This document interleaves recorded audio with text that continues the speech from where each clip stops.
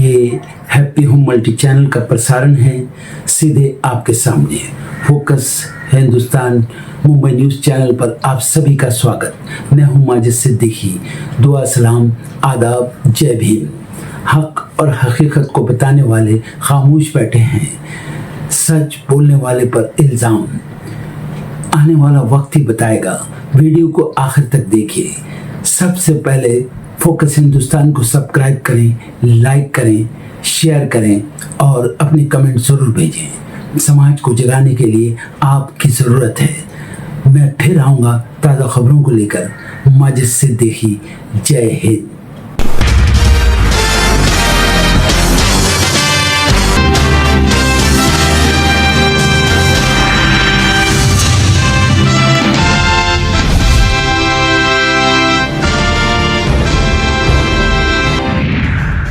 लालू यादव और राबड़ी देवी के बाद तेजस्वी यादव ने भी लौटाई अपनी पूरी सुरक्षा। आवास के बाहर से नदारत रहे पुलिसकर्मी, कल ही वापस ली गई थी Z+ सिक्योरिटी। कॉकरोच जनता पार्टी का जंतर मंतर पर विरोध प्रदर्शन का रास्ता साफ। दिल्ली पुलिस से मिली मंजूरी, प्रदर्शन के मद्देनजर सुरक्षा व्यवस्था कड़ी। दिल्ली पहुंचे कॉकरोच जनता पार्टी के संस्थापक अभिजीत तिपके, कहा कॉकरोच आ रही, धर्मेंद्र प्रधान जा रही। जंतर मंतर पर प्रदर्शन के लिए जुटे सैकड़ों लोग। सीजेपी की प्रोटेस्ट में शामिल होंगे सोशल एक्टिविस्ट सोनम वांगचुक, कई मुद्दों को लेकर दी चेतावनी, शांतिपूर्ण आंदोलन की कही बात। टीएमसी में मची टूट-फूट को लेकर वरिष्ठ वकील अभिषेक मनु सिंघवी का बीजेपी पर बड़ा हमला, कहा भाजपा का फॉर्मूला है फूट पैदा करो। झारखंड राज्यसभा चुनाव के लिए कांग्रेस ने जारी की पर्यवेक्षकों की सूची। छत्तीसगढ़ के पूर्व मुख्यमंत्री भूपेश बघेल और वरिष्ठ नेता अजय शर्मा को बनाया गया ऑब्जर्वर। पार्टी अध्यक्ष मल्लिकार्जुन खड़गे ने लगाई है दोनों के नाम पे मुहर। दिल्ली में आज MY भारत युवा सम्मेलन, 6000 से ज्यादा युवा लेंगे हिस्सा। ओलंपिक पदक विजेता पहलवान अमन सहरावत और राष्ट्रीय रिकॉर्ड बनाने वाले धावक गुरविंदर सिंह जैसे खेल सितारे भी होंगे शामिल। ऑपरेशन ब्लू स्टार की 82वीं बरसी आज। स्वर्ण मंदिर के आसपास भारी पुलिस बल तैनात, चेक पॉइंट और बैरिकेडिंग लगाए गए। 2027 के विधानसभा चुनाव से पहले कांग्रेस का बड़ा दाव। आज से पार्टी शुरू कर रही महाअभियान। दलित, आदिवासी, अल्पसंख्यक, OBC और स्वर्णों को एक मंच पर लाने की बड़ी कवायद में पार्टी। पंजाब में हुआ भीषण सड़क हादसा, ट्रक और पिकअप में जबरदस्त टक्कर। डेरा ब्यास जा रहे थे 8 श्रद्धालु, गई जान। ईरान ने हॉर्मुज में दागे ड्रोन, बदले में अमेरिका ने तेहरान की रडार साइट्स पर बोल दिया हमला। पश्चिम एशिया में फिर बढ़ा तनाव। गिलगित बाल्टिस्तान विधानसभा चुनाव पर भारत ने जताया विरोध, कहा क्षेत्र पर पाकिस्तान ने अवैध रूप से जमाया कब्जा। पाकिस्तान ने टिप्पणियों को बताया बेबुनियाद, कहा कश्मीरियों को आत्मनिर्णय का दिया जाए अधिकार। पाकिस्तान को झूठ फैलाने की आदत, UN में कश्मीर मुद्दे पर भारत की दो टूक, इस्लामाबाद को दिखाया आईना। चीन के ग्लोबल टाइम्स ने भारत के 114 रफाल सौदे पर कसा तंज, डील पर कहा यह भारत के अलग अलग देशों के साथ रिश्ता बनाने की कोशिश। रूसी राष्ट्रपति पुतिन ने की अमेरिकी समकक्ष ट्रंप की तारीफ। यूक्रेनी राष्ट्रपति जेलेंस्की ने ओपन लेटर पर कहा कई शब्द बहुत चुभने वाली। जेलेंस्की ने आमने सामने बातचीत का दिया है प्रस्ताव। अंडमान में मिला ऊर्जा भंडार, ऑयल इंडिया को गहरे समुद्र में मिली प्राकृतिक गैस। समुद्र मंथन मिशन की बड़ी सफलता। चौथी तिमाही में 7.8% रही GDP वृद्धि दर, पूरे वित्त वर्ष में 7.7% की बढ़त। सांख्यिकी मंत्रालय ने जारी किए आंकड़े।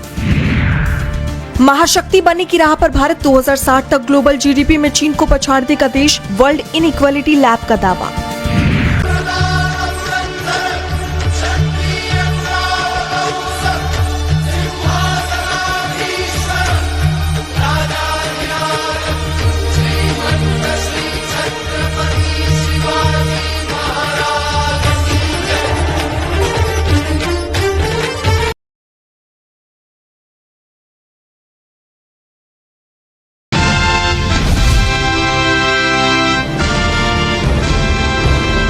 कांग्रेस जनता पार्टी का जंतर मंतर पर विरोध प्रदर्शन का रास्ता साफ हो चुका है। दिल्ली पुलिस ने सीजेपी के संस्थापक अभिजीत तिपके को प्रदर्शन करने की अनुमति दे दी है, जिसके बाद तिपके ने लोगों से सीधे प्रदर्शन स्थल पर जाने की अपील की, जिसके बाद सीजेपी के प्रोटेस्ट की शुरुआत हो चुकी है।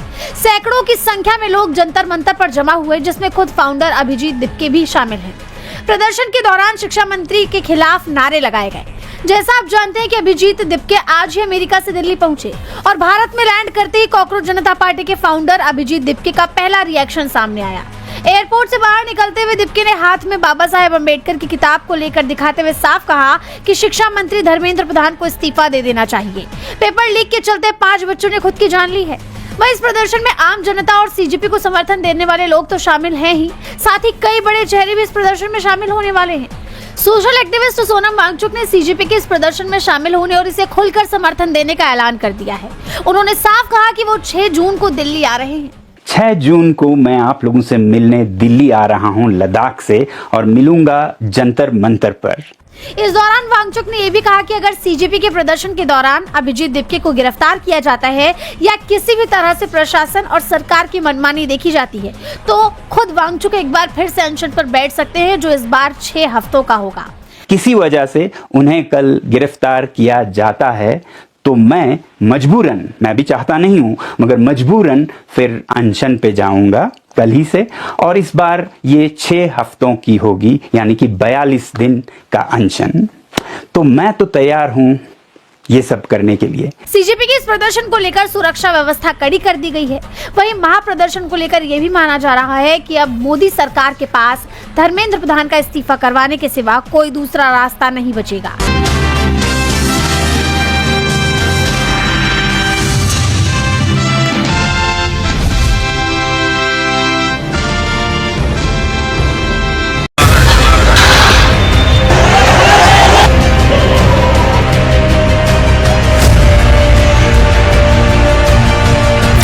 पटना के मशहूर शिक्षक खान सर पर मुसीबतें कम होने के बजाय लगातार बढ़ती जा रही हैं। कोचिंग विवाद और सरेआम फायरिंग के मामले में नामजद आरोपी बनने के बाद खान ग्लोबल स्टडीज के संचालक खान सर पर गिरफ्तारी की तलवार लटक रही है। फायरिंग मामले में खान सर की गिरफ्तारी हो सकती है। कदमकुआ थाने में फैसल खान उर्फ खान सर के खिलाफ हत्या की कोशिश और आर्म्स एक्ट के तहत केस दर्ज किया गया है। दरअसल खान सर के गार्ड्स ने पुलिस को बयान दिया है कि उन्होंने ही हमें कहा था कि तुम गोली चलाओ, बाकी हम देख लेंगे। सूत्रों के मुताबिक पुलिस की कड़ाई के आगे खान सर के गिरफ्तार गार्ड्स ने कबूल किया कि 2 जून की रात को हुई मारपीट के बाद गार्ड्स ने खुद से नहीं बल्कि खान सर के कहने पर ही गोलियां चलाई थी। इसी आधार पर पुलिस ने खान सर के खिलाफ एफआईआर दर्ज की है। लेकिन इसी बीच सबसे बड़ा सवाल ये उठ रहा है कि आखिर खान सर कहाँ हैं? पुलिस सूत्रों और स्थानीय कयासों की माने तो खुद पर एफआईआर दर्ज होने के बाद से खान सर कथित तौर पर फरार चल रहे हैं। पुलिस के डिस्ट्रिक्ट इंटेलिजेंस यूनिट उनकी तलाश में लगातार छापेमारी कर रही है, लेकिन खान सर का कोई सुराग नहीं मिल पा रहा। चर्चा है कि गिरफ्तारी से बचने के लिए खान सर ने वकीलों का सहारा लेना भी शुरू कर दिया है और वो कानूनी सलाहकारों के जरिए कोर्ट से अग्रिम जमानत लेने की जुगत में लगे हुए हैं। गार्ड्स के इस कबूलनामे के बाद पुलिस ने खान सर को नामजद आरोपी बनाया है। इस कड़े एक्शन की भनक लगते ही खान सर अंडरग्राउंड हो गए हैं। एफआईआर के बाद खान की कोचिंग पर उनके वकील पहुंचे। उधर लॉ एंड ऑर्डर को लेकर आईजी ऑफिस में पुलिस की हाई लेवल मीटिंग हुई। जानकारी के मुताबिक खान सर को पकड़ने के लिए पुलिस के स्पेशल विंग यानी DIU को जिम्मेदारी सौंपी गई है। तो वहीं चर्चा ये भी है कि गिरफ्तारी की कार्रवाई से बचने के लिए खान सर कोर्ट में सरेंडर कर सकते हैं। शुक्रवार रात से ही सैकड़ों की संख्या में स्टूडेंट्स खान सर की कोचिंग के बाहर जुटे और समर्थन में नारेबाजी करने लगे। शाम में खान सर की कोचिंग के बाहर अतिरिक्त पुलिस बल की तैनाती की गई। सभी स्टूडेंट्स को कोचिंग परिसर से बाहर किया गया। गुरुवार को खान सर के कोचिंग सेंटर पर हमला मामले में नया मोड़ उस समय आ गया जब उनके ही सुरक्षा गार्ड का फायरिंग करते हुए वीडियो वायरल हो गया। पुलिस ने त्वरित कार्रवाई करते हुए 2 गार्ड्स को गिरफ्तार कर लिया। दोनों ने खान सर के आदेश पर गोली चलाने की बात स्वीकार की। आपको याद दिला दें कि 2 जून की रात पटना स्थित खान सर की कोचिंग पर हमला हुआ था। शुरुआत में फैजल खान ने मीडिया के सामने आकर बयान दिया था कि उनकी कोचिंग पर हमला और फायरिंग की गई है, जिसके बाद पुलिस ने त्वरित कार्रवाई करते हुए ज्ञान बिंदु के निदेशक रोशन आनंद को गिरफ्तार कर जेल भेज दिया था। तो वहीं रोशन आनंद की गिरफ्तारी के विरोध में उनके संस्थान के विभिन्न सेंटर्स के छात्र सड़कों पर उतर आए थे। पोस्टर और बैनर लेकर छात्रों ने प्रदर्शन किया और रोशन आनंद की रिहाई की मांग करने लगे। लेकिन अगले ही दिन सोशल मीडिया पर एक और नया वीडियो वायरल होने से पूरी कहानी ही पलट गई। इस नए वीडियो में रोशन आनंद के लोग नहीं बल्कि खुद फैजल खान के निजी गार्ड सरेआम गोलियां चलाते हुए नजर आ गए। वीडियो सामने आते ही पटना पुलिस हरकत में आई और खान ग्लोबल स्टडीज परिसर पहुंचकर फैजल खान के दोनों गार्ड्स को धर दबोचा। शुक्रवार की रात पुलिस खान सर उर्फ फैजल खान के कोचिंग सेंटर ग्लोबल स्टडीज भी पहुंची, लेकिन खान सर वहां नहीं मिले। छात्रों की भीड़ देख पुलिस ने भी कार्रवाई शुरू की। इसके बाद कोचिंग से सभी छात्रों को हटाया गया। चर्चा है कि शुक्रवार की रात और शनिवार को भी खान सर सरेंडर नहीं करेंगे, क्योंकि ऐसे में उन्हें रविवार होने के चलते 2 दिन जेल में रहना पड़ सकता है। जमानत के लिए उन्हें सोमवार का इंतजार करना होगा। फिलहाल इतना तो साफ हो गया है कि खान सर की गिरफ्तारी अब कभी भी हो सकती है। अब ये कब और कहां से होगी, यही सवाल है। आप इस खबर पर क्या कहेंगे, हमें कमेंट में जरूर बताइएगा।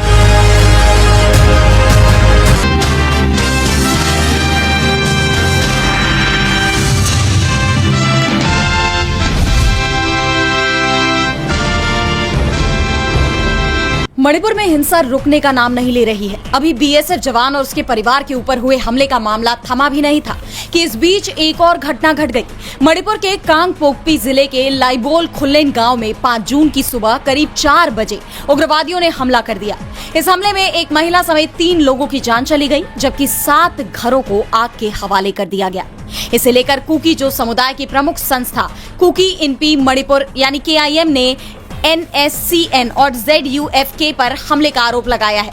संस्था ने कड़े शब्दों में कहा कि निर्दोष लोगों की जान लेना और घरों को जलाना मानवता के खिलाफ अपराध है। KIM ने प्रशासन से तुरंत कार्रवाई करने और संवेदनशील गांवों की सुरक्षा बढ़ाने की मांग की है। इस घटना के बाद पूरे इलाके में तनाव फैल गया है। साथ ही सत्तारूढ़ बीजेपी और मुख्यमंत्री युमनाम खेमचंद की सरकार सवालों के घेरे में आ गई है। सवाल उठ रहे हैं कि सरकार अभी तक राज्य में पूरी तरह से शांति स्थापित क्यों नहीं कर पाई।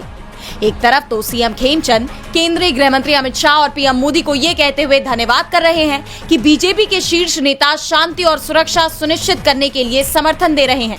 लेकिन सवाल ये है कि अगर वाकई राज्य में शांति और सुरक्षा सुनिश्चित करने की दिशा में कदम उठाए जा रहे हैं, तो फिर हर दूसरे दिन हमले की खबर कैसे आ रही है? क्यों पूरा प्रदेश अब तक हिंसा की चपेट में बना हुआ है? वहीं इस घटना के बाद सुरक्षा बलों ने तलाशी अभियान भी शुरू कर दिया है।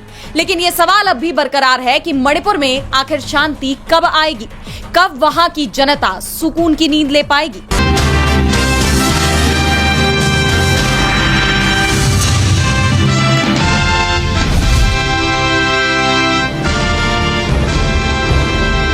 जून को बीजेपी ने आधिकारिक तौर पर मान लिया है कि तमिलनाडु के पूर्व पार्टी अध्यक्ष के अन्नामलाई ने इस्तीफा दे दिया है। उनका इस्तीफा मंजूर कर लिया गया है। इसे बीजेपी के लिए एक बहुत बड़ा झटका माना जा रहा है। तो दूसरी तरफ इस्तीफे के बाद अन्नामलाई ने अपनी नई राजनीतिक पार्टी बनाने का ऐलान कर बीजेपी की धड़कनें और बढ़ा दी हैं। एक्स पर जनता को संबोधित करते हुए अन्नामलाई ने कहा कि आज से एक नया रास्ता, एक नया आंदोलन और एक नई राजनीतिक यात्रा शुरू हो रही है। मेरे राजनीतिक लक्ष्य अब पहले से बड़े हो गए हैं और मुझे ज्यादा लोगों को साथ लेकर आगे बढ़ना है।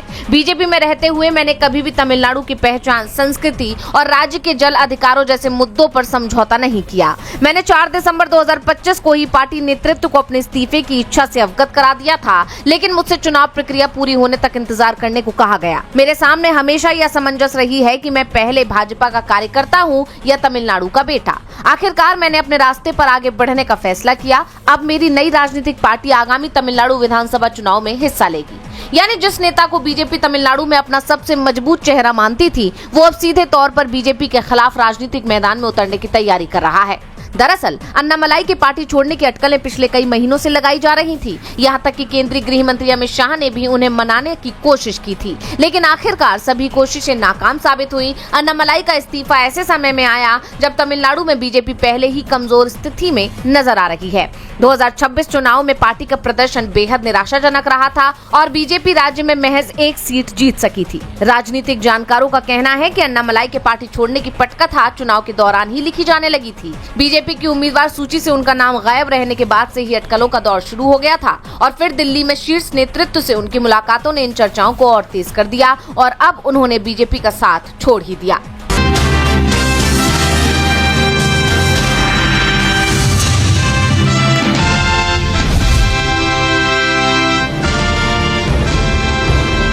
क्या कोई उम्मीदवार चुनाव के 10 साल बाद विजेता घोषित हो सकता है? मद्रास हाई कोर्ट के एक हालिया फैसले में कुछ ऐसा ही हुआ है। मामला 2016 के तमिलनाडु विधानसभा चुनाव का है। लेकिन इस ऐतिहासिक फैसले से ज्यादा चर्चा हाई कोर्ट की उस तल्ख टिप्पणी की हो रही है जिसमें उसने देश की सबसे बड़ी अदालत यानी सुप्रीम कोर्ट के रवैये पर ही गंभीर सवाल खड़े कर दिए हैं। जस्टिस जी जयचंद्रन ने सख्त लहजे में कहा है, अगर अदालतों की सुस्ती से चुनावी विवादों में इतनी देरी होगी तो भारत भी उन पड़ोसी देशों की राह पर चला जाएगा जो हमारे साथ ही आजाद हुए, लेकिन आज वहां लोकतांत्रिक संस्थाएं दम तोड़ चुकी हैं। दरअसल ये पूरी कहानी राधापुरम विधानसभा सीट की है। साल 2016 के चुनाव में यहाँ डीएमके के एम अप्पावू और एआईएडीएमके के आईएन इनबादुराई के बीच मुकाबला था। चुनाव में कुछ पोस्टल बैलेट महज इसलिए अमान्य कर दिए गए क्योंकि उन्हें सरकारी मिडिल स्कूल के हेडमास्टरों ने प्रमाणित किया था और चुनाव अधिकारियों ने उन्हें गजेटेड अधिकारी मानने से इनकार कर दिया था। अप्पावू इसके खिलाफ हाई कोर्ट चले गए। 2019 में मद्रास हाई कोर्ट ने उनके पक्ष में फैसला सुनाते हुए माना कि वो हेडमास्टर गजेटेड अधिकारी ही होते हैं। इसके बाद कोर्ट ने वोटों की दोबारा गिनती का आदेश दे दिया, लेकिन मतगणना के नतीजे घोषित होने से ठीक पहले सुप्रीम कोर्ट ने इस प्रक्रिया पर रोक लगा दी। हैरानी की बात यह रही कि सर्वोच्च अदालत ने इस अहम चुनावी केस को 6 साल से भी ज्यादा समय तक लटकाए रखा। आखिर में सुप्रीम कोर्ट ने उस मूल कानूनी सवाल का जवाब दिए बिना ही मामला वापस मद्रास हाई कोर्ट को ही लौटा दिया और अब जस्टिस जयचंद्रन ने इसी बात पर गहरी चिंता जाहिर की है। उन्होंने 2015 के मोहम्मद अकबर बनाम अशोक साहू केस की याद दिलाते हुए कहा कि सुप्रीम कोर्ट ने खुद कहा था कि चुनावी विवाद जल्द से जल्द सुलझने चाहिए। सुप्रीम कोर्ट चाहता तो आसानी से इस कानूनी सवाल का जवाब दे सकता था, लेकिन वो अपने ही पुराने फैसलों को नजरअंदाज कर रहा है। आखिरकार मद्रास हाईकोर्ट ने अब जाकर एम अप्पावू को 2016 चुनाव का असली विजेता घोषित कर दिया है। अदालत ने विधानसभा सचिव को निर्देश दिया है कि 2016 से 2021 के सरकारी रिकॉर्ड से एआईएडीएम के नेता इनबादुराई का नाम हटाया जाए और अप्पावू का नाम विधायक के तौर पर दर्ज हो। भले ही उस विधानसभा का कार्यकाल कब का खत्म हो चुका है, लेकिन ये फैसला भारतीय न्याय व्यवस्था की सुस्ती और चुनावी न्याय पर एक बहुत बड़ा सवाल छोड़ जाता है।